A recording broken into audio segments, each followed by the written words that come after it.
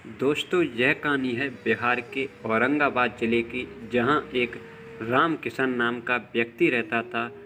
उसके 3 बच्चे थे, जिसमें 2 बेटी थी, एक लड़का था।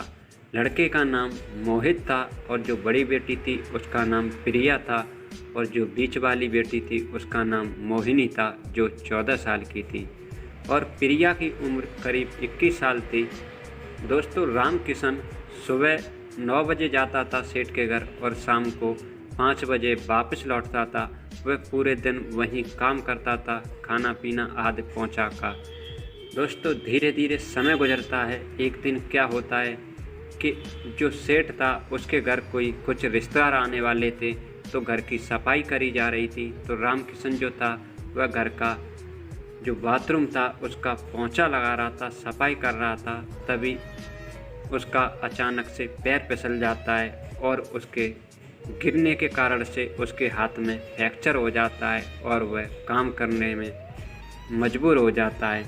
दोस्तों, फिर राम किशन जो था वह घर चला जाता है, और जो मालिक और जो मालकिन थे वह घर पर काम के लिए बहुत ज़्यादा परेशान होते हैं। तभी वह राम किशन से कहते हैं, अगर कोई और नौकर हो तो हमें बताएं और उसे घर पर भेज दें, क्योंकि हमें ज़्यादा ज़रूरत है काम की। तो जो राम किशन की बड़ी बेटी थी वह कहती है, पिताजी आप मत जाओ, ना किसी को भेजो, तुम्हारे बदले में मैं चली जाती हूँ। जब आपका हाथ सही हो जाएगा तो आप फिर से चले जाया करना। दोस्तों, जो प्रिया थी वह सेठ के यहाँ काम करने जाने लगती है। फिर क्या होता है, जो प्रिया थी वह घर वाले जितने भी मेंबर थे सबका इस तरीके से ख्याल रखने लगी थी कि किसको किस वक्त क्या चीज़ चाहिए थी, वह सबका उसी टाइम पर दे दिया करती थी। कब किसे खाना खाना है, कब किसे नाश्ता करना है, कब किसको क्या करना है, दोस्तों वह सबका ख्याल अच्छे से रखने लगी थी। तो यह बात सेठ और सेठानी को अच्छी लग जाती है और वह प्रिया से अच्छे लगाव करने लगते हैं। और फिर वह राम किशन से कहते हैं कि तुम मत आया करो, अपनी बेटी को ही भेज दिया करो, तुम्हारी बेटी अच्छे से काम करती है और तुम्हारी अब उम्र भी हो गई है, तो तुम घर पे ही रहा करो।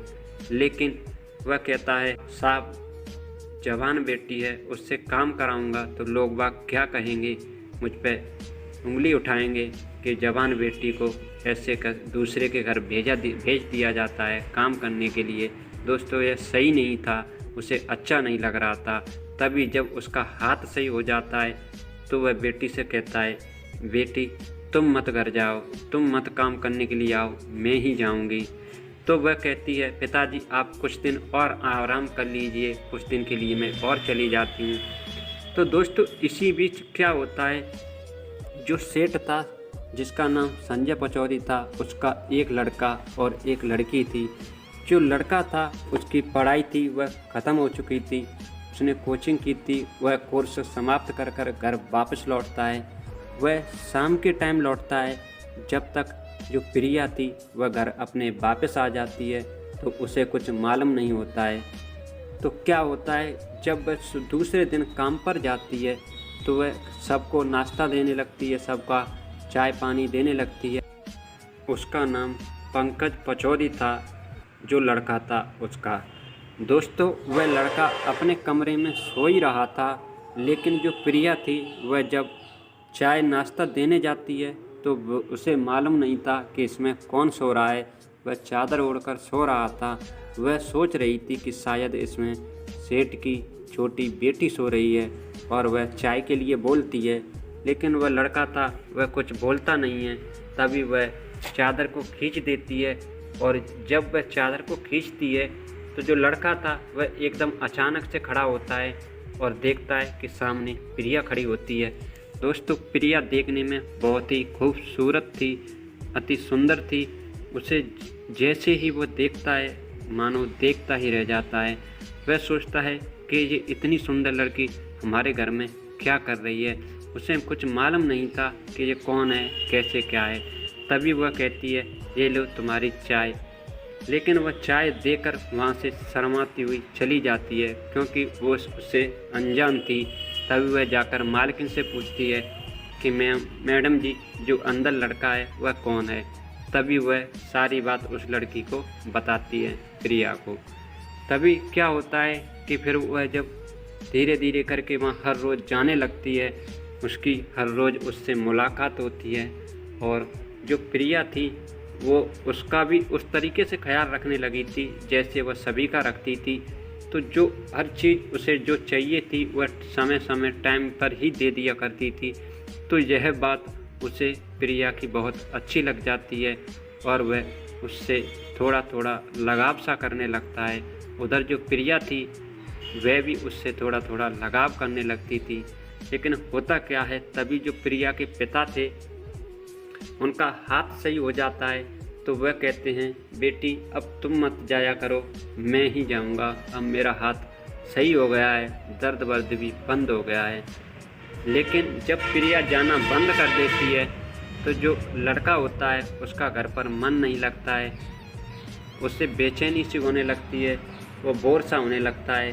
तभी वह एक दिन क्या करता है कि जो प्रिया के पिता थे वह जैसे ही उसके घर पर आ जाते हैं, वह सोचता है कि अब प्रिया घर पर अकेली होगी और वह उसके घर जाता है। वह जैसे ही दरवाज़ा बजाता है तो प्रिया गेट खोलती है और जैसी प्रिया उसे देखती है, देखकर हंसने लगती है और कहती है, आप यहाँ कैसे? तो वो कहता है, बस यूं ही चला आया था, यहाँ पास में कोई काम था इसलिए सोचा कि आपसे मिलता चलूँ। दोस्तों दरअसल वह किसी काम से नहीं बल्कि प्रिया से ही मिलने गया था। दोस्तों धीरे धीरे उनकी मुलाकातें बढ़ने लगी थीं और यह मुलाकातें धीरे धीरे प्यार में बदल जाती हैं और वह दोनों एक दूसरे से प्यार करने लगते हैं।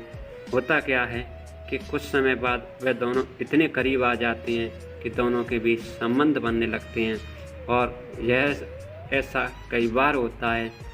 लेकिन क्या होता है, जो प्रिया थी उसे मालूम नहीं पड़ता है। कुछ समय बाद जब प्रिया को एहसास होता है कि वह प्रेग्नेंट हो चुकी है, माँ बनने वाली है, लेकिन यह बात उस लड़के को बिल्कुल मालूम नहीं थी, वह बिल्कुल अनजान था। जब एक दिन क्या होता है कि इसी बीच जो प्रिया थी और वह लड़का बाज़ार में कुछ घूमने फिरने के उद्देश्य से गए थे, चाय वाय पी रहे थे, तो जो उसके पिता थे, जो सेठ थे संजय, वह इन दोनों को बाज़ार में देख लेते हैं और वह समझ जाते हैं कि अब मामला गड़बड़ होने वाला है। तो वह जो लड़का होता है सोचते हैं अब इसकी शादी कर देता हूँ, वरना कहीं ये कोई ऐसा कदम न उठा ले जिससे मेरी इज्जत पर उंगली उठ जाए। दोस्तों क्या होता है, वहीं थोड़ी दूर एक होता है, वह उसकी लड़की के साथ उसका रिश्ता तय कर देते हैं और धीरे धीरे समय गुजरता है। फिर क्या होता है, वो दोनों एक दूसरे से मुलाकातें तो करते ही थे, लेकिन उसे ये नहीं पता था कि जो प्रिया है वह प्रेग्नेंट है, उसके बच्चे की माँ बनने वाली है। तभी जो सेठ होता है वह कहता है अपने लड़के से, मैंने तुम्हारी एक जगह लड़की देख रखी है तुम्हारे लिए और तुम्हारी शादी वहीं होगी। तो जो लड़का होता है वह मना करता है कि मैं शादी नहीं करूँगा, अभी नहीं करूँगा, मुझे अभी और पढ़ना है, मुझे और आगे तैयारी करनी है। लेकिन जो सेठ था उसे उसकी सारी बातें मालूम थी, तो वह उसकी एक नहीं चलने देता और उसकी शादी तय कर देता है।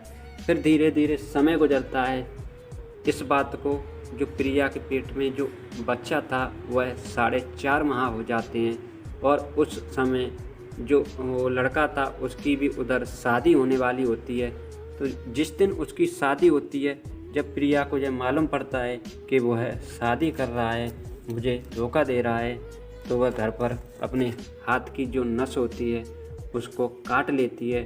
तभी उसकी जो छोटी बहन थी वह फ़ोन कर कर अपने पिता को बताती है सारी बात कि पिताजी ऐसे ऐसे दीदी ने हाथ काट लिया है, आप जल्दी घर पर आ जाइए। तभी जो प्रिया के पिता होते हैं और जो संजय होते हैं वह दोनों गाड़ी से लेकर जल्दी आते हैं और सही समय पर प्रिया को हॉस्पिटल पहुंचाया जाता है और उसका इलाज हो जाता है। और जब इलाज होने के बाद डॉक्टर जब उन दोनों को एक ऐसी बात बताता है जिसे सुनने के बाद उनके पैरों तले ज़मीन खिसक जाती है। तभी डॉक्टर कहता है कि प्रिया के पिता से कि तुम्हारी बेटी 4 महीने के गर्भ से है और वह माँ बनने वाली है।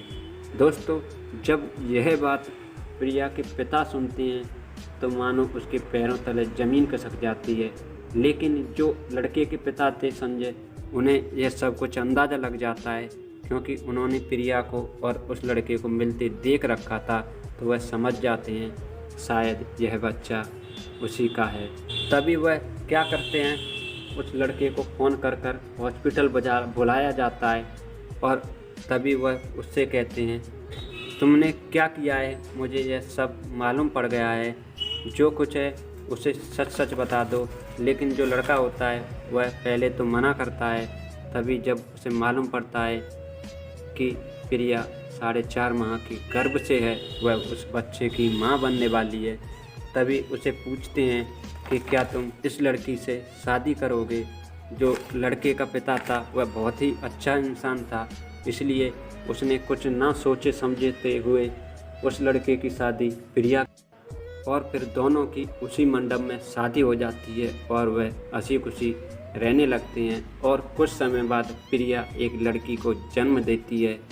वह लड़की बहुत ही खूबसूरत थी और यह देख सभी घर वाले बहुत खुश होते हैं। दोस्तों, आपको यह कहानी कैसी लगी प्लीज़ कमेंट में ज़रूर बताएं और यह ज़रूर बताएं कि प्रिया ने जो किया वह सही किया या गलत किया।